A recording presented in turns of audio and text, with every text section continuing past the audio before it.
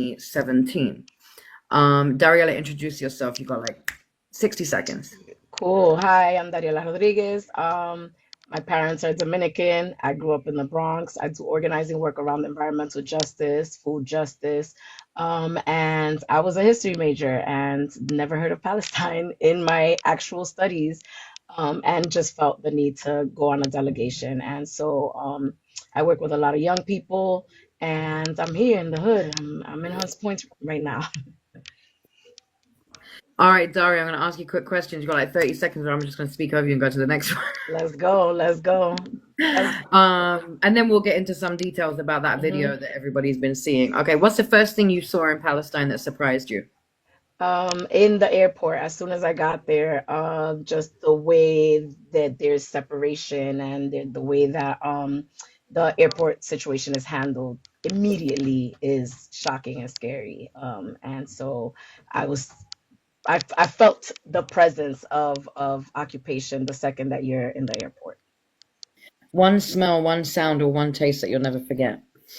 One sound. Um, I mean, one smell, quipes, and coffee. Kibbeh, kibbeh. Tell the people that I don't didn't even know, have it. I Dominicans don't, make so kibbeh. we make quipes. We obviously learned from our Arab brothers and sisters how to make them, and it was something that I didn't know was there, and just really felt connected, to the food. Um, a smell, a sight. I mean, I don't know. I just think of like all the kids' faces. That's what I try to stay with. And a sound, um, the shooting that happened that one night that I slid across our room and texted my kids and my family thinking that that was gonna be my last day. I'll never forget what that sounds like. So up close, those are my answers. All right, craziest thing you saw or experienced. Craziest, oh my God, there's just so many. Um, uh, Checkpoints, getting out of the car and having other people have full access to your car when you can't see, is really scary. I think that, but seeing how uh, you know, there's like a intention to hit, like settlers want to hit and hit people with their cars, and I felt like we were kind of dodging in some places, like settlers who wanted to definitely hit us, and we experienced obviously the story of a family who lost a young girl to exactly that, and the way they block traffic, they block ambulances from being able to assist. So I think that was like imagining that there's a child that got intentionally hit by a car and that the street is blocked off so that the ambulance can't get to that child, and instead actually that settlers are like helped to escape that area. That messed me up. That funeral, that service for that little girl, that stayed with me, and that messed me up a lot. What's one stereotype or media narrative that got completely shattered while you were there? Um, I mean, I didn't go in there believing any of the media, but I guess I can say the media says a lot about how Israel is only defending and protecting, and that they're well-meaning and that they're the most moral army, and that is absolutely obviously a huge lie. You're not Um, moral? I mean, the crazy thing is that, like, the fact that we could even still say that on TV when it's undeniable, it's not hidden, it's very obvious. You see it every few minutes, you see it, depending on where you are. So I think that is something that cannot be, if you touch Palestinian land, there's no denying that this is not a moral military, and these are kids that are power hungry and just doing evil. Did anything make you laugh unexpectedly? A lot of things. I laughed a lot, a lot. And I think that's one of the things that we have to take away is that joy is resistance, and that there was many times that we wanted to cry, that I wanted to cry, had tears in my eyes, and somebody Palestinian was like, girl, we're not crying. We're dancing, we're singing, we're resilient. So a lot of that, and I mean, they're funny. Palestinians are funny as hell. Like they remind me of my, Dominican family, my Dominicans in DR. And so we absolutely heard stories, and they weren't all just sad stories.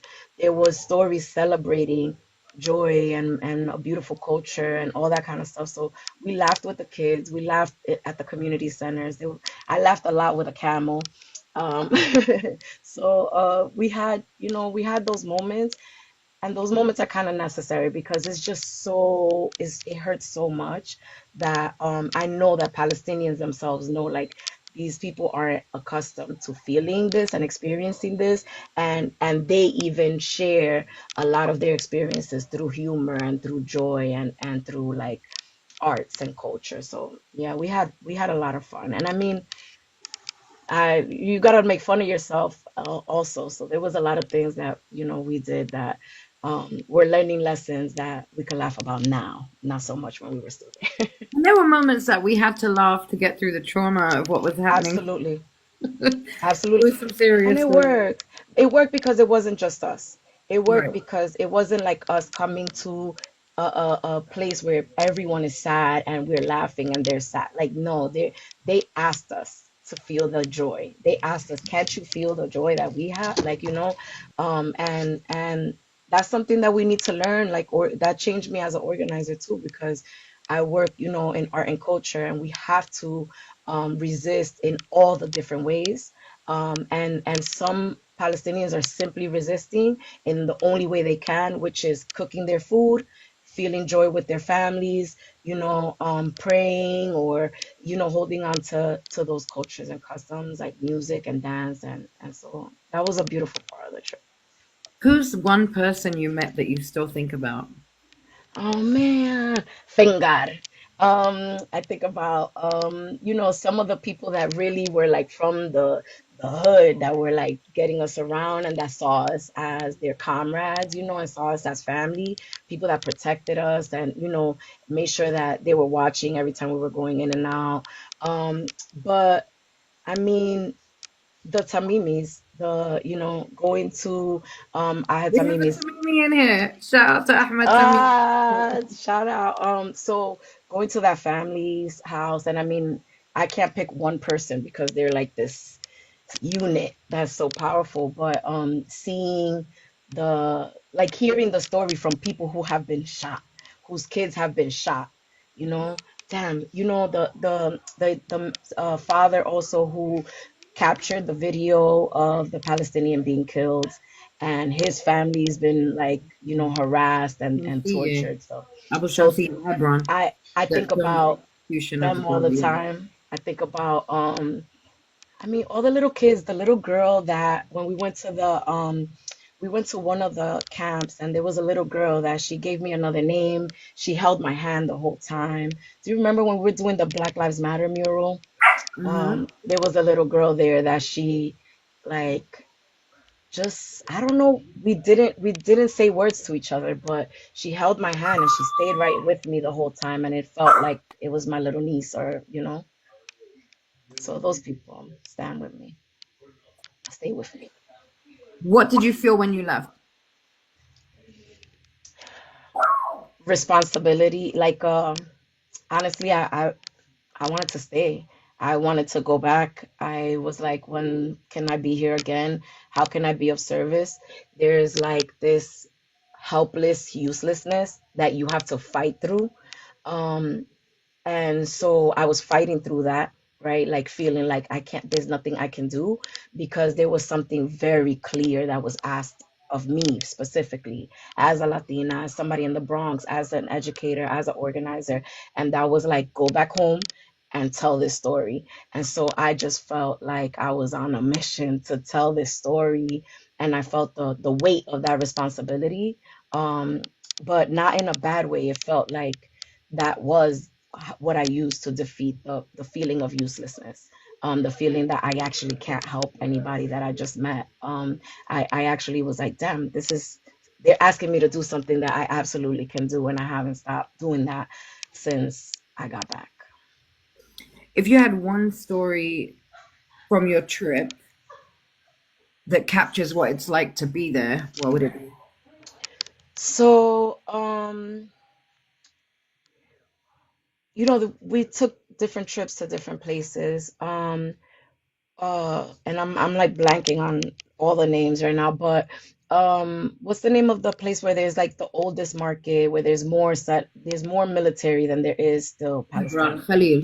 Well, yeah, so when we got there, anyone that was Palestinian literally couldn't cross like one lot, like they couldn't get past that line because we had to show our passports, we had to go through It's a armed huge city. In the middle of the city in is the all middle. off, right? There's turnstiles like the old ones from the train that's like a whole wall. So in that moment, there's so many moments, but in that moment, where like our friends and people that were touring us around were like, this is where we have to leave you, and seeing the beautiful homes, the beautiful village and community that was built by Palestinians, and the way that they've taken such beautiful care of, cobblestone streets and very um old and historic land, right?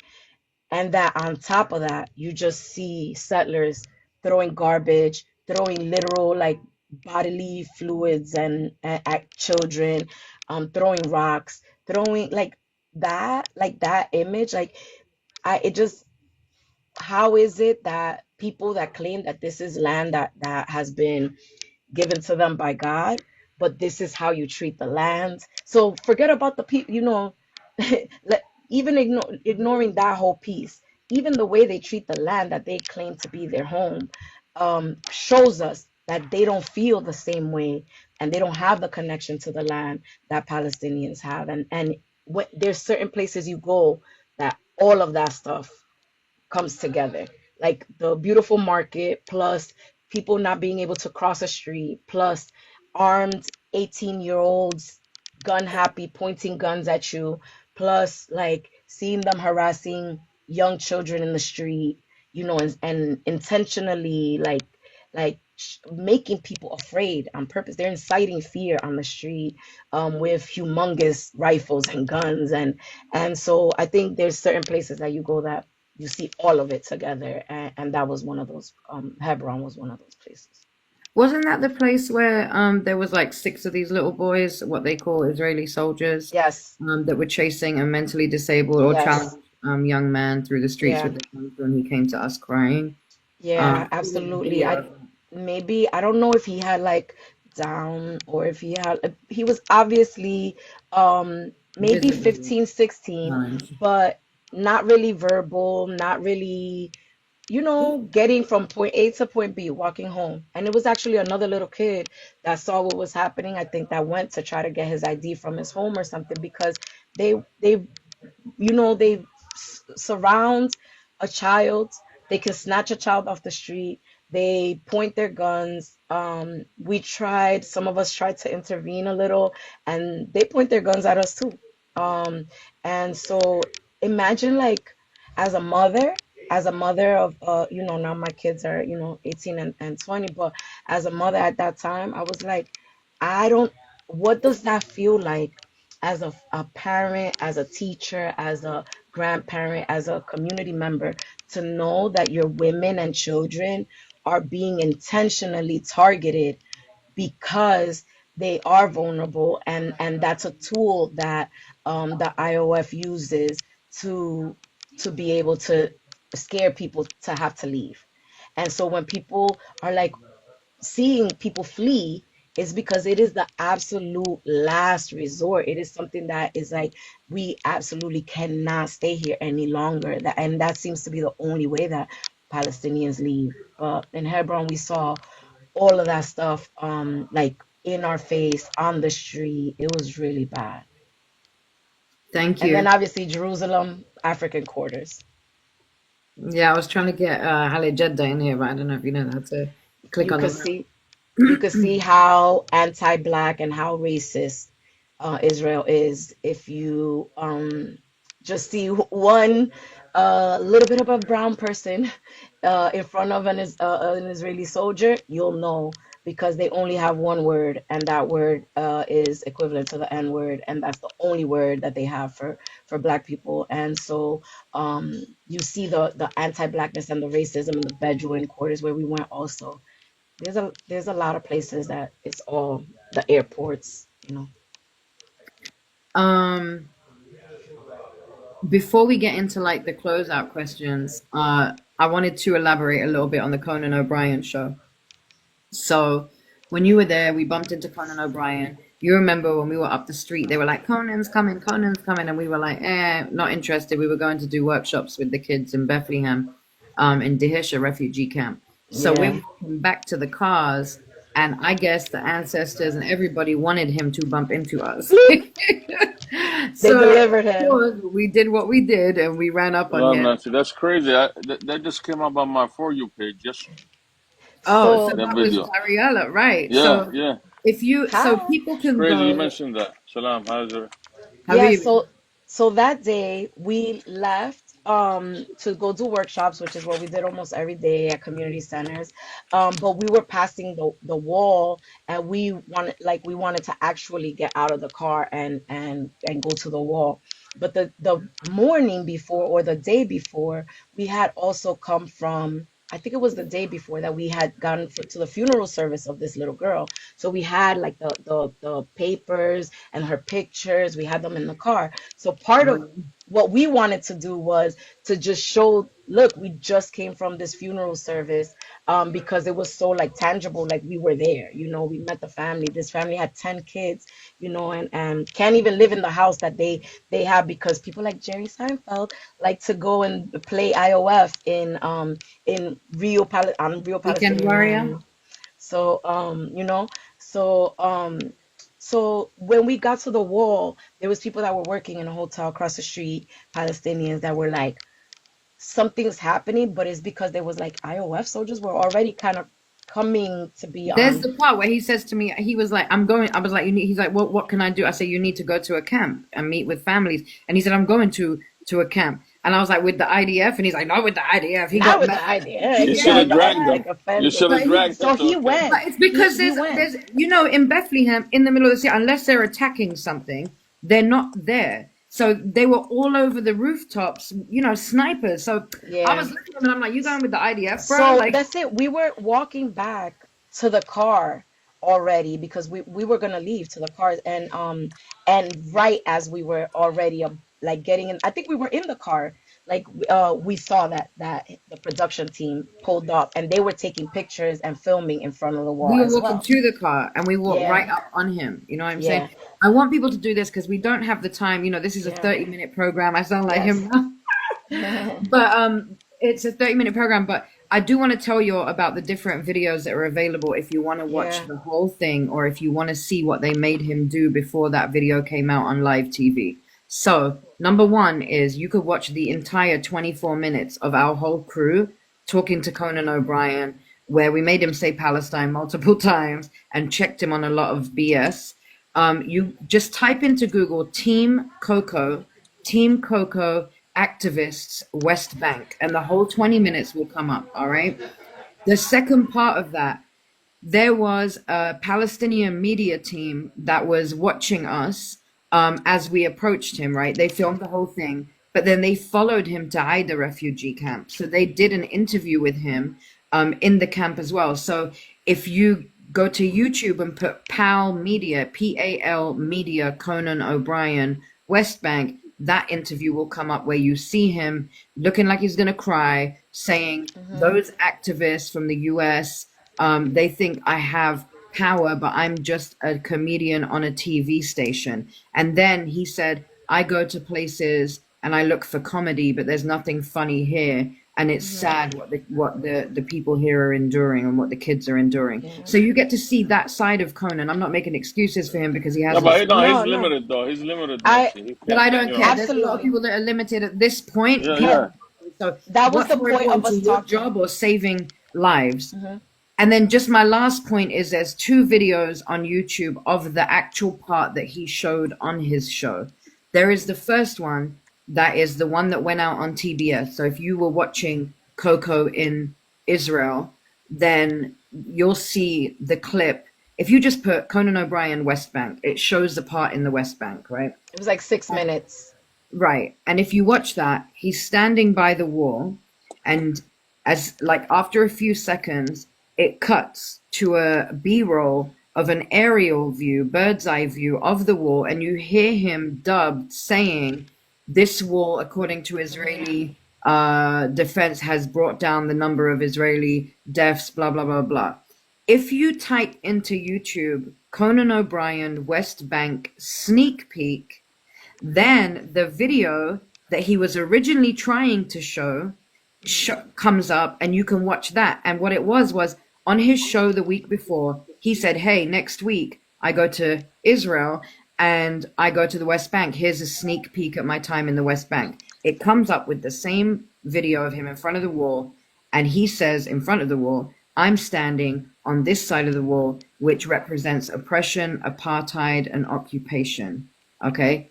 In the one that aired the following week, that was taken out.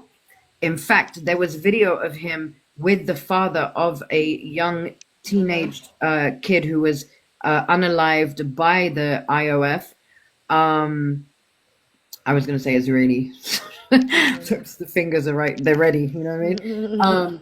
But he was with the father of a young Palestinian kid that was unalived by the IOF, and he put cuts of that kid's funeral in. You Mm-hmm. understand what I'm saying? So if you were ever able to watch the sneak peeks, you see that he was trying to put in that. Now, what happened was the actual show aired on a Tuesday. On the Monday, he had a preview in LA, a pre-screening in LA, and then all that shit came out of the video. Yeah. But you have to watch the whole thing. You know But what I'm that saying? that is telling us how powerful it is. So I want to say like two things about the Conan thing. And first, I vowed to myself that I would always be ready to talk about this issue after that because I was so overwhelmed with like, what do I say? What is gonna work? Like, and that like I felt like there was things that I would have liked to do differently in that conversation, right? So I want to just own that because it taught me to be ready to talk about things. It's a good thing You No, to were you ready, did bro. There was amazing be though. You nothing ready. did more that you amazing. could But say that wasn't.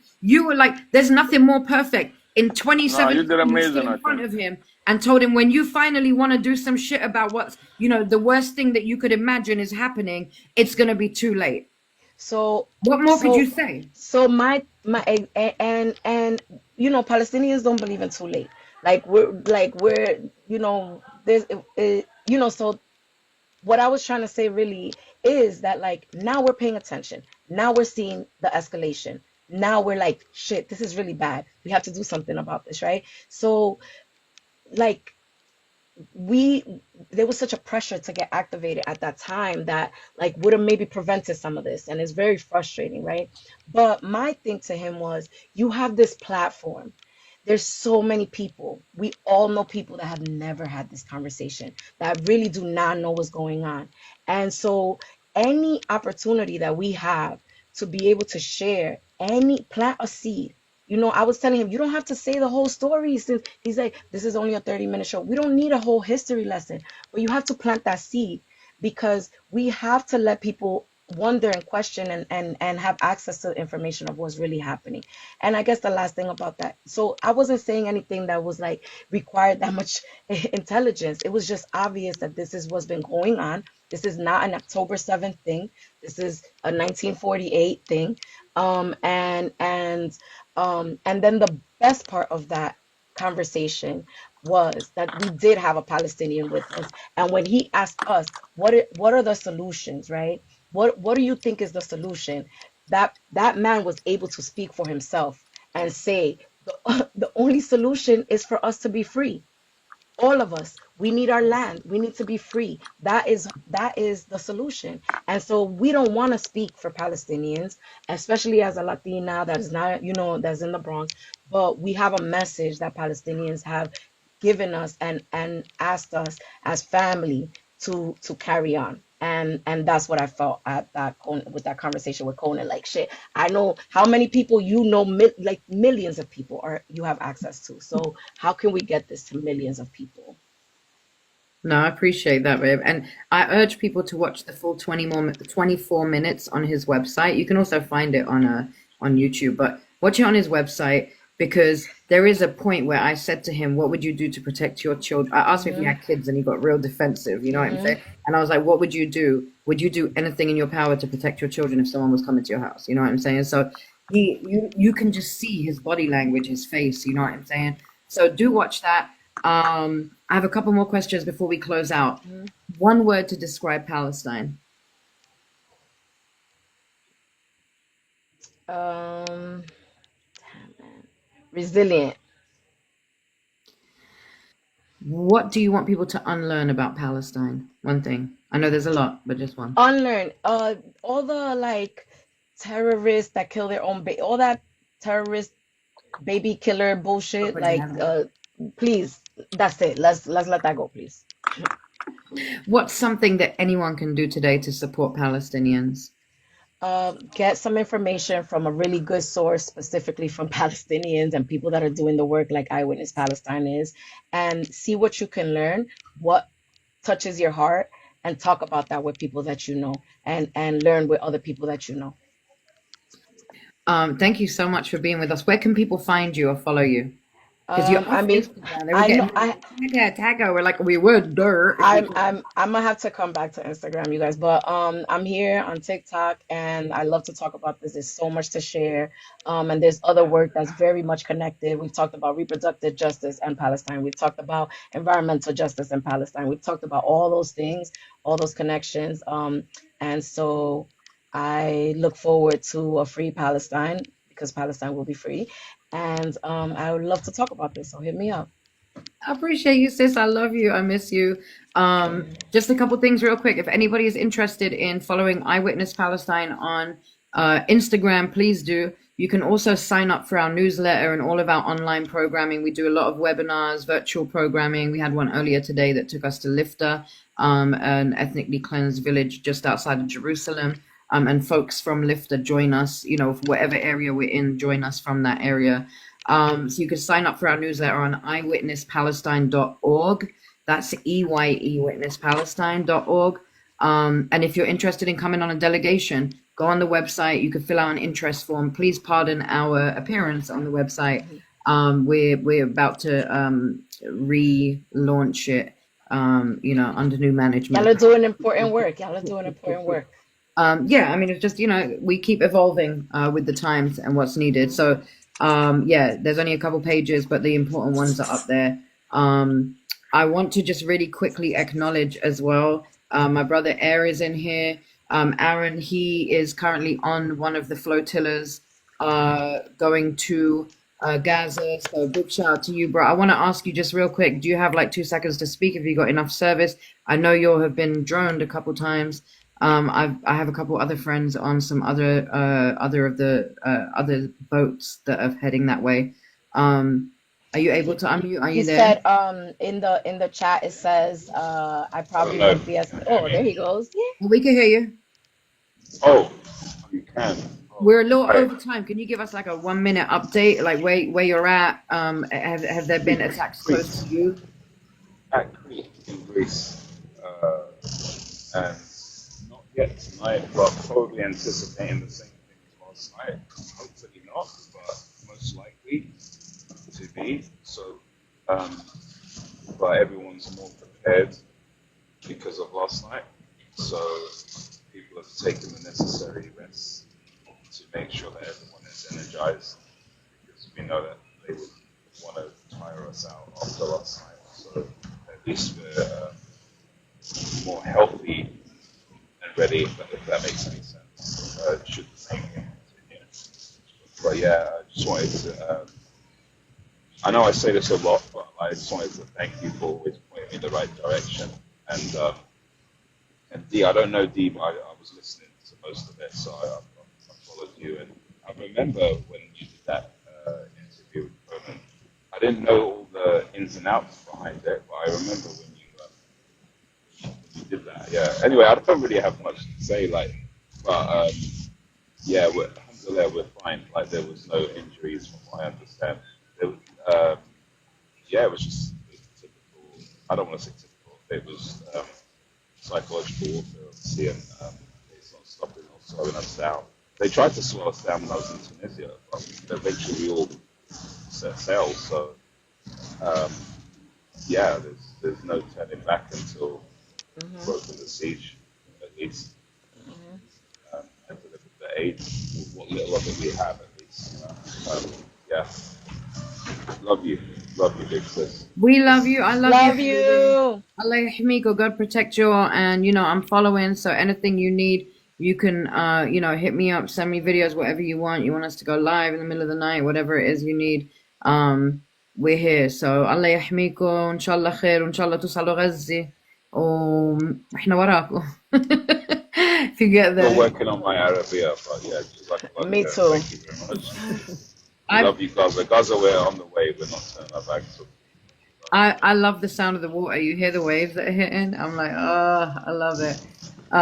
Yeah, God protect you, bro, for real. So yeah, this is the Witness Wednesdays. Make sure you sign up, follow us, and we'll be back with another show and another delegate soon. And maybe we'll bring Dari back by popular demand. You know what I I mean? think we need a part No, no, two. you got to bring her back, Nancy, but you got to All do it right. in the evening. In the evening, when everybody's home watching, listening. Ah, We can You there have a might lot be of a replay information. tonight then. we can make that happen. And so much love to the Tamimi family.